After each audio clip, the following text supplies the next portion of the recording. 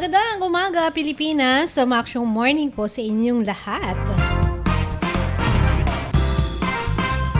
Ito na naman po ang programang Kia Kababaihan in Action. Ngayon pong araw ng Lunes, January 10, 2022. Kasama niyo po ako, Action Dove Tibakay. Sa ating Technical Department, Action Conrad Alvarez. Hanggang alas 10, itong ating programa, mga ka-action. Kaya samahan niyo na po ako. Text line po natin, 0922-852-1161. Facebook page, DWCM Action Radio Pangasinan. At mga ka-action, palike and share din po itong aming Kia fan page.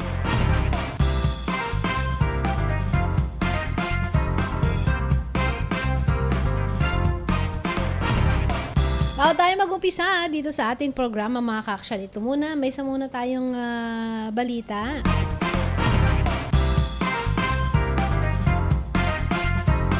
Sa kabila ng naitalang 74 na bagong kaso ng COVID-19 ay magkatuwang ang Task Force Kalinga ng Philippine Coast Guard at Philippine Ports Authority sa walang humpay na relief transmission o transport mission sa pagpapadala ng relief goods sa mga nasalanta ng bagyong Odette. Sa pamamagitan ng modern mechanized port handling services sa mga port hub, mababawasan ang exposure ng mga tauhan ng PCG sa nakakahawang sakit sa pagsasagawa ng manual hauling ng relief goods mula sa mga barko nito. Kasunod ito ng pagtutulak ng Department of Transportation Philippines DOTR na mapanatili ang relief effort sa kabila ng nararanasang COVID-19 surge. Sa data hanggang nitong January 7, umabot sa 94 PCG personnel ang nagpositibo sa nakakahawang sakit. Karamihan sa mga ito ay miyembro ng Task Force Kalinga at crew members ng Coast Guard ships. Ligtas na dinala ang mga apektadong tauhan ng PCG quarantine sa PCG quarantine facility sa Coast Guard Base Taguig para magbigyan ng atensyong medikal.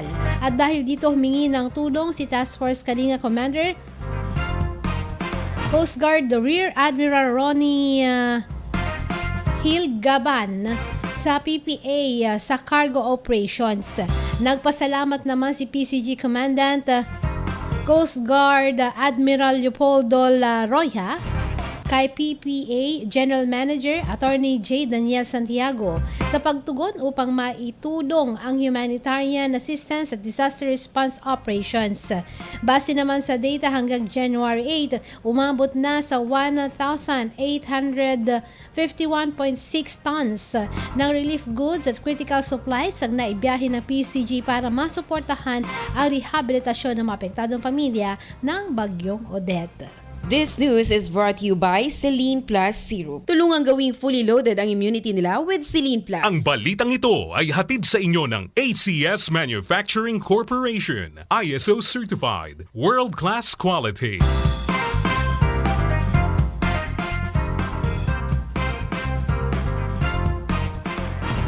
Ito mga ka-action, balik na tayo dito sa ating programa.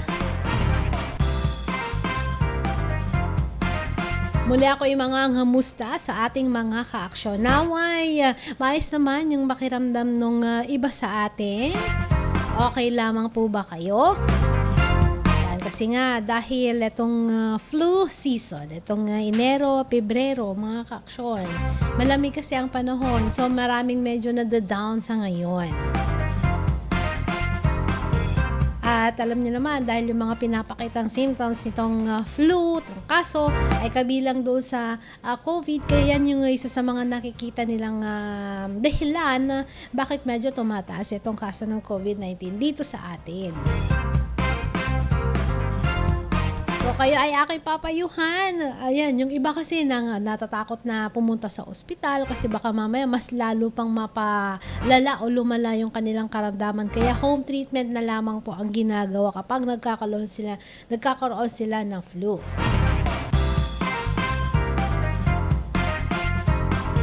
So mga ka-aksyon, ito muna, samahan nyo ako rito sa pagbibigay ng mga payo at sa mga health tips. Ayan, kung meron din kayong mga may babahagi dito sa ating programa, feel free lang mga ka-aksyon. Nandiyan ang ating text line, ang ating Facebook page at ang fan page na pwede po ninyong pagbahagian po nito. Maksyong morning, Sir Jess, ganun din kay Ma'am Marivi Camar, kay Ma'am Nafura Ernie.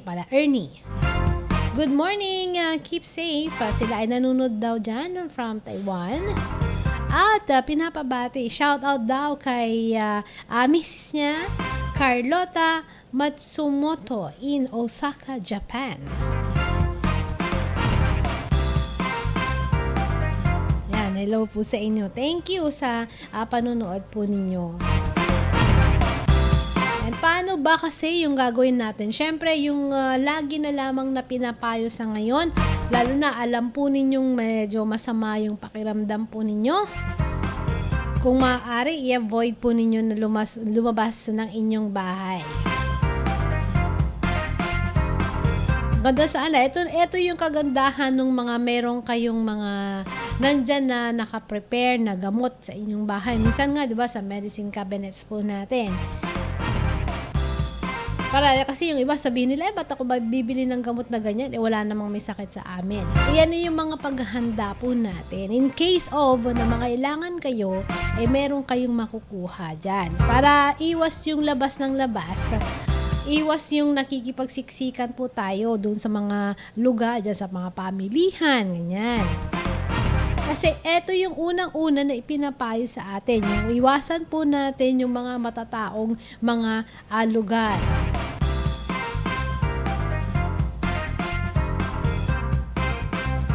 Dahil eto pong flu, pag nagkakatrangkaso tayo, ito po ay isang respiratory infection.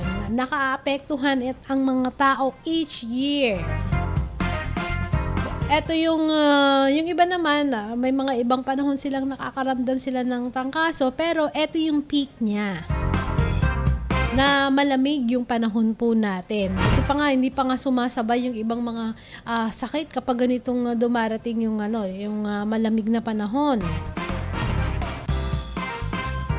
Yung mga mas nakakatakot pa din na mga sakit.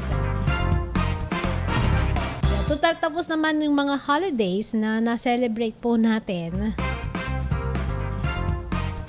Mga ka-action, limitahan na po muna natin yung paglabas-labas natin. So, ano ba yung mga reasons bakit tayo lumalabas ng bahay? Ayan, syempre yung iba, nasa trabaho. Kailangan nilang magtrabaho. Kaya kailangan po nating maghanap buhay upang meron tayong maiuwi na pantustos naman sa pangailangan ng ating pamilya. Yan, lalabas ka para mamalengke. Pero yung pamamalengke, pwede naman nating limitahan. Yung araw ng paglabas po natin dyan, bilhin na po natin siguro yung mga pwede po nating i-stock. Di ba mga ka-action? Hindi porke yung iba kasi malapit kayo sa pamilihan. Malapit lang kayo sa tindahan. So, sabi, malapit lang naman tayo sa tindahan. Pwede tayong bumili anytime na makailangan natin. At least fresh pa, sabi natin. Pero yung panahon ngayon, yan, kailangan po nating maglimitan ng paglabas po natin. Yung mga pwede naman na i-stock siya, yun yung mga pwede po nating kunin. Pwede natin pong bilhin. And again, yung sila sabi, dapat bilang lang o may tao lang na siya yung nakatoka na lalabas sa inyong bahay. Hindi lahat kayo lalabas, pupunta ng palengke, pupunta ng kung saan-saan.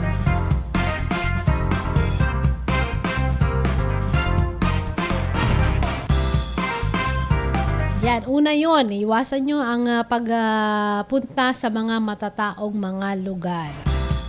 Para hindi po tayo makakuha ng sakit o kaya tayo mismo yung makapanghawa ng sakit. Good thing naman kasi meron na tayong mga bakuna. So, meron tayong dagdag na protection. Yan, makuha mo man yung sakit na yan, is konti na lang mga ka-action. Hindi siya pupunta doon sa severe o yung malala na mga kondisyon. Pero kung alam po ninyo wala kayong bakuna, please lang, huwag lalabas. At mas please lang, magpabakuna na. Yung mga sintomas nitong trangkaso, nandyan na yung paglagnat. O sino ba? Feel mo, nalalagnat ka na. Tapos masakit yung katawan mo. Alam mo yung parang madampian ka lang. Diba kahit ikaw mismo, mo lang yung katawan mo, feeling mo, parang ang sakit na ng katawan mo, God. At sinasabayan pa yan ng sipon, merong ubo, yung iba, meron pa silang sore throat. At madali kang mapagod. Nakakaramdam ka ng fatigue. Ito din yung mga sintomas na yan na ayan yung nandoon sa COVID. Kaya alam nyo na yan.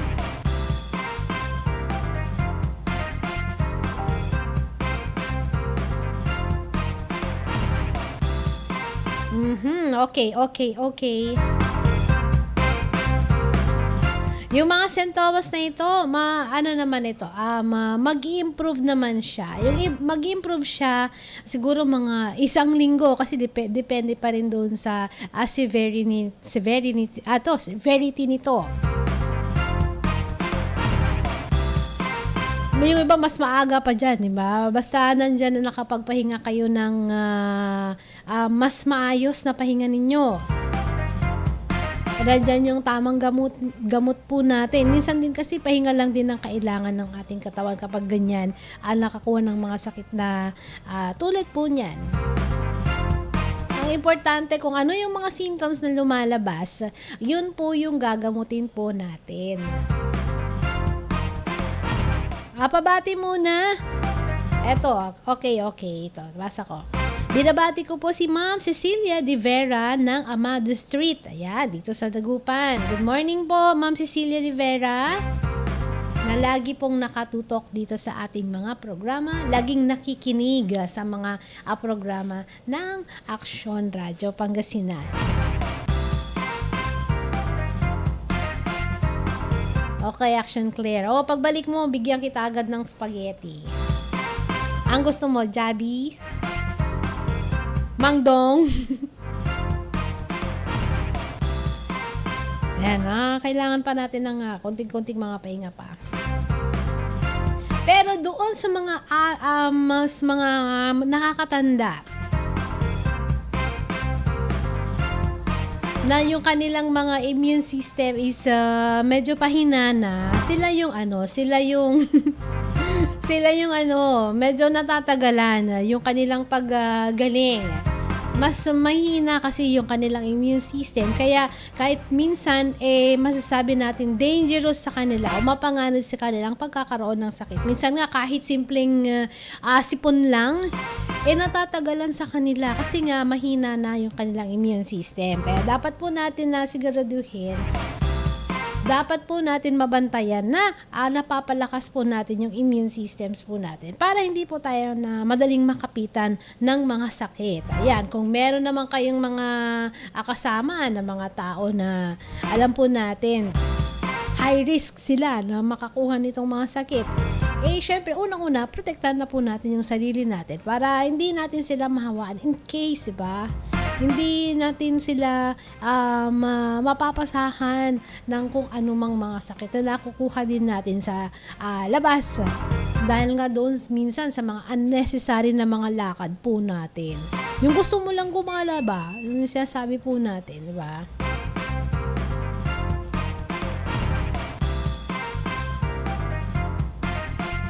Yung simple din na paghuhugas po natin ng kamay. Huwag nating ipinagwawalang bahala po ito. Lalo na kung ano yung mga sabi natin pag lumalabas ka saan po tayo napapahawak o kung ano yung mga hinahawakan po natin kapag syempre pag namimili po tayo, di ba mga kaaksyon? Hindi po din po natin masisigurado yung mga unang taong siguro tumingin na o humawak na doon sa product na bibilhin mo. Is safe ba sila? Wala ba silang taglay na anumang mga sakit? Kaya sabi dyan, mas maganda na nasa-sanitize natin regularly yung ating kamay. At kaya nakakapaghugas tayo ng kamay po natin. Kung sa opisina, alam niyo na, napapahawak po tayo sa mga doorknobs natin. Counters. Ayan, sa computer, ilan ba kami dito na nagsusunudan na nagpo-program? Siyempre, pare-parehong hinahawakan po namin buttons ng itong aming console. Ayan. Sa computer po natin, mouse. Diyan, sa opisina po ninyo, kaya sa bahay. So, dapat, may poprotektan din po natin yung self po natin. At hindi lang lilimitahan doon sa paghuhugas ng kamay. Kung pwede din daw, dapat yung meron kayong conscious effort na wag dalas-dalasan o kaya mas matatandaan pa kasi pag yung reverse niya. Wag hahawakan, limitahan natin yung paghawak natin sa ating muka. Sa mata natin, sa ilong, ayan, sa bibig. Dahil ito yung madali na pasukan ng mga virus and bacteria, mga ka-aksyon. Kung kaya mabilis yung iba sa atin na magkaroon ng sakit. Kung kailan ka hawak ng hawak dyan sa mukha mo, yung nabanggit po natin sa mata, ilong, sa bibig po natin, ayan, mas madaling makasakit. Lalo na kung hindi ka masyadong nagsasanitize ng kamay mo o yung hygiene mo is hindi mo gaanong inaasikaso.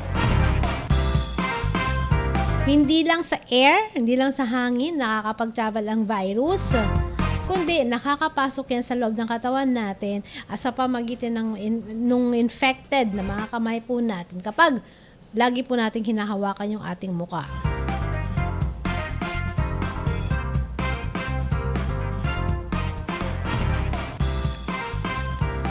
Dapat din, mga ka-aksyon, na pinapalakas natin ang ating immune system na nauna nating nabanggit na kanina. Isa ito dun sa mga pamamaraan para maprotektahan mo yung sarili po natin laban sa flu. Ito yung mga pag sa bahay pa lamang. Ito yung mga best na home remedy siguro para maiwasan po natin. Yun, parang ako, napahawak sa mukha.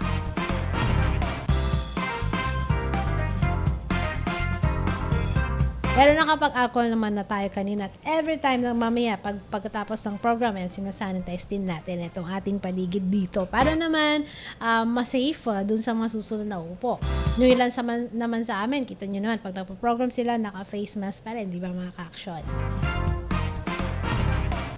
Sa pagpapalakas ng immune system po natin, para ma-build po natin yung ating immunity, yung tulog po natin, dapat mabandayan din po natin na maayos, tama yung oras ng pagtulog po natin. Kung wala namang importanteng dahilan, bakit kayo ay nakakapagpuyat, mga ka-aksyon, di ba?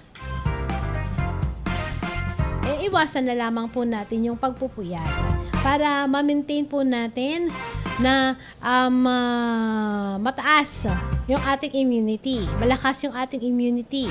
Mapanatili din po natin yung regular na mga physical activities po natin. Yung gumagalaw din po tayo, hindi yung hihilata ka na lamang lagi.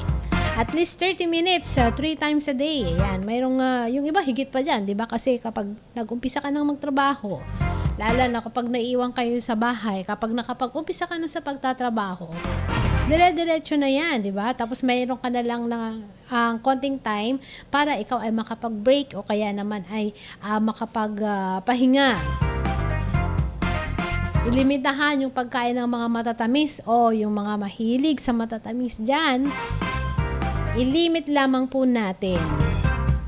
Mga maalat at mga mamantika na mga pagkain is iwasan po natin para mapanatili po natin ang malusog na pangatawan at yung ating immunity is okay lamang po siya. Mga ka-aksyon, babalikan po natin ang iba pa pagkalipas lang po ng ilang paalala. Kia Kababaihan in Action. Manila Broadcasting Company. Manila Broadcasting Company. Sa Dagupan City, kayo ay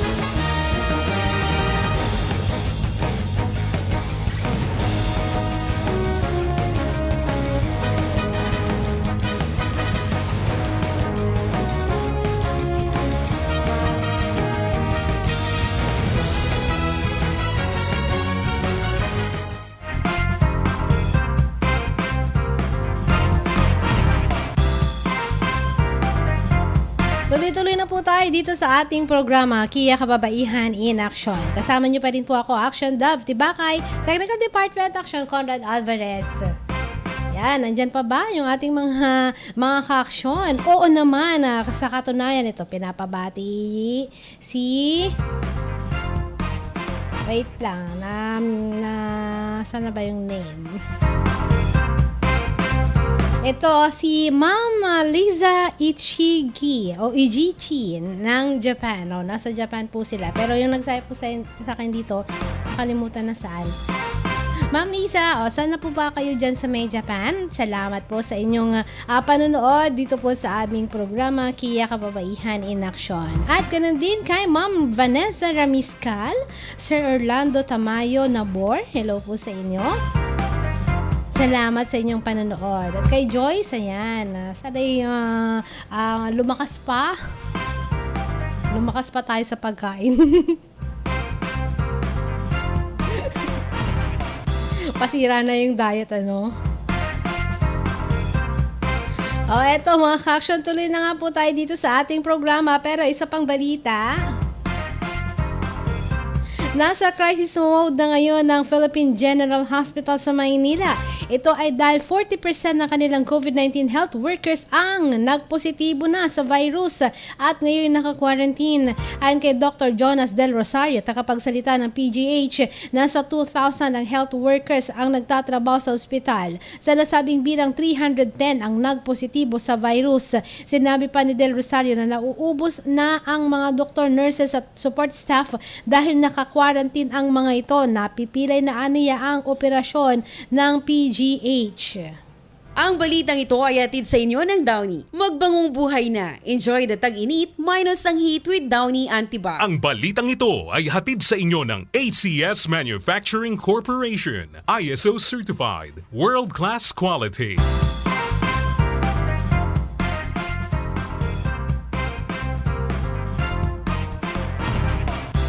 Yan mga ka-action. So tuloy-ulit po natin itong pinag-uusapan po natin.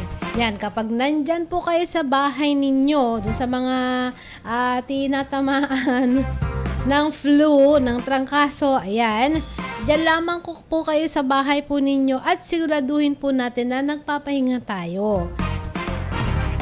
Sabi nga natin kanina, iiwas mo din na ikaw ay lumalabas-labas dyan sa bahay ninyo at pa-expose ka doon pa sa ibang mga kasama natin sa bahay. Dapat mindful tayo doon sa flu manners po natin. Para hindi kayo lahat magkasakit dyan. Doon sa unang magkaroon kayo ng sintomas, dapat maipaalam na po natin doon sa mga kasama natin. Yan, masama yung pakiramdam po ninyo.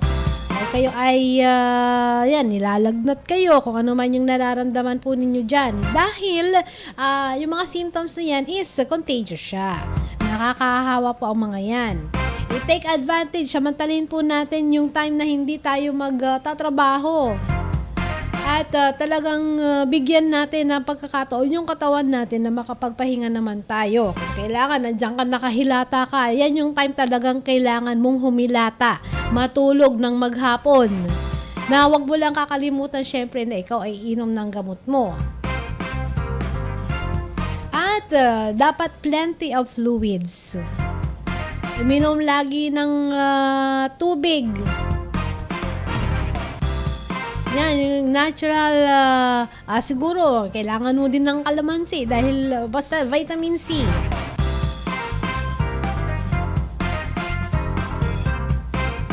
Ayan, eto yung time din na ikaw ay tapos ka sa spaghetti ngayon, mag-noodles ka naman, yung may sabaw. Kailangan po natin yan, chicken noodle soup. Tapos, ito kasi nakakatulong ito para yung respiratory system po natin ay ma-hydrate po siya. At, syempre, yung nandyan na po yung magbe-build up na plema po natin. Ayan, lumuluwag. Napapaluwag po nito yung ating plema. At syempre, pag ganyan, na napapaluwag yung plema po natin, mas nailalabas po natin, yung mababawasan din po siya. At syempre, may tulong din kung meron kayong cough medicine. Ito kasi sinasabi natin kanina, yung mga symptoms na nararamdaman po natin, lagnat, ubo, sipon, yan po yung dapat na tinitreat po natin mga ka-aksyon. Kasi pag lumala yung mga yan, doon mas nagiging severe yung karamdaman po natin.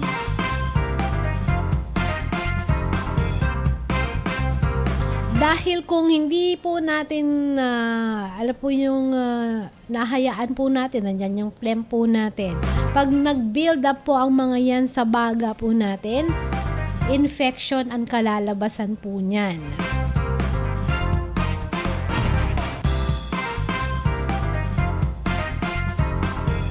Kung nakakaramdam din tayo ng pananakit ng mga kalamnan natin,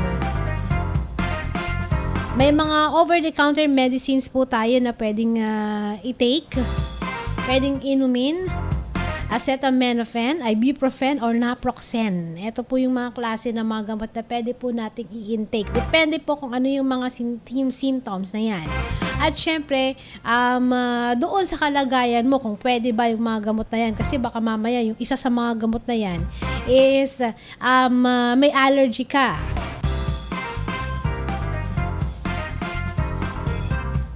At huwag kayong magbibigay ng aspirin sa sino man na mas bata pa sila sa edad na 19 or 19 below. Huwag nyo po silang bibigyan ng aspirin. Dahil ito yung iniuugnay sa tinatawag po na Reye's syndrome. Isa po itong malalang karamdaman na pwede pong maka-damage sa ating utak o kaya sa ating atay.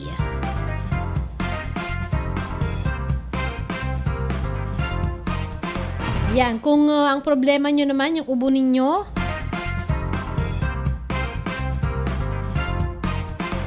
kung problema yung ubo ninyo, sasabihin ko pa lang yung ubo, biglang lang ito yung lalamunan. Dapat meron kayong expectorant mga ka-aksyon. Dahil yung mucus po natin na nandyan, nagiging liquid po siya, hindi siya mag-aanong nagtitikan.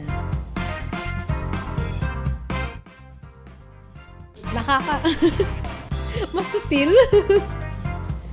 At syempre,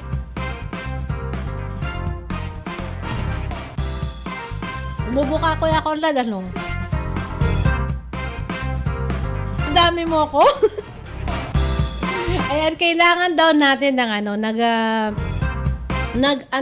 steamy bathroom. Steam bath. Ilan lamang po ito dun sa mga sinasuggest po para maibsan po natin yung ating ubo, sipon, kasama niya yung mga medicines na sinasabi po natin.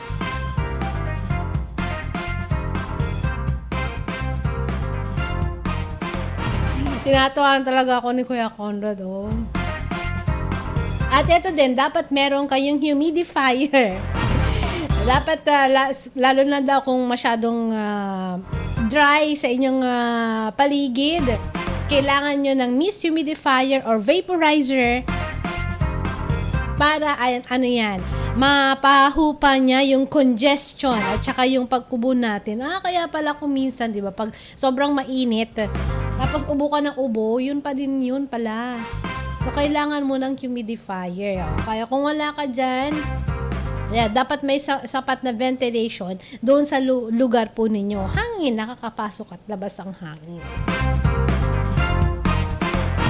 Huwag din daw gagamit ng warm mist dahil mas lalaki daw yung mga bacteria at mga molds. Kaya dapat yung device natin, yung mga humidifier po ninyo, malinis ang mga yan para hindi mag-develop ang mga molds, mga amag, mga ka-aksyon.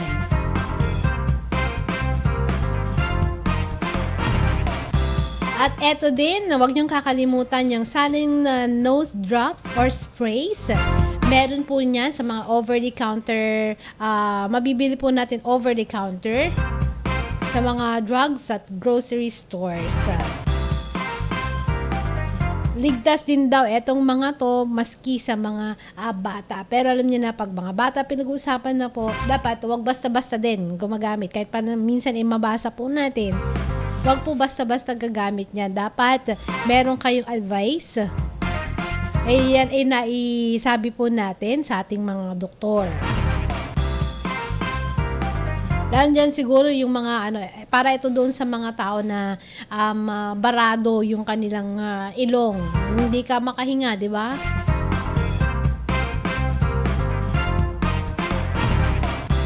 At kung pwede, ayan, doon sa iba, meron po silang antiviral na nagpapareseta sila sa kanilang mga doktor ng antiviral. As long as mga yan kailangan saka lang po natin gagamitin ang mga yan. Yung iba, as soon as nag-start po yung mga sintomas na yan na nabanggit po natin, yan, nagpapareseta po sila ng antiviral na mga gamot.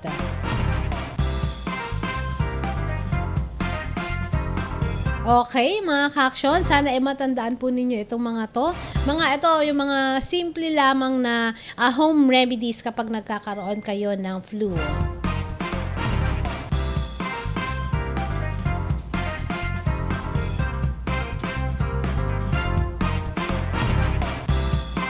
Ingatan lang po natin ang ating katawan. Ma'am May Bonzo, good morning po sa inyo at hello po dyan sa inyo sa may Barangay Tuban. Hello kay Tita Eddie, Alba, Chloe, Gab, Golem, Mamasita.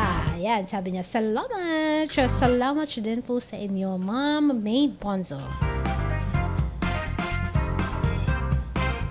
Pahinga lang mga ka-action kung sumasama ang pakiramdam po natin. Huwag nang magpupuyat. Hindi ito yung time na pa kaya mag-bench watching kung ano yung mga papanoodin yung mapupuyat kayo. Hindi. Samantalin nyo na lamang pong matulog at magpalakas ng inyong katawan. Wala na po akong sapat na oras, mga ka-action. Kaya po, ako po ay pansamantalang nagpapaalam dito sa programang ito, Kia Kababaihan in Action. Thank you ulit, mga nanood, nakikinig dito po sa aming programa. Sa ngalan po ng aming station manager, Action Violi Valdez Ferrer, Technical Department Action Conrad Alvarez, ako po ang iyong nakasama dito sa programang ito, Action Daphne Bakay. Nag-iwan na po ng isang ma-aksyong morning po sa inyong lahat. Una sa aksyon, una sa balita, sama-sama tayo, Pilipino. Sumayin nyo ang isa na namang edisyon ng Kia Kababaihan in Action dito lamang sa DWCM Action Radio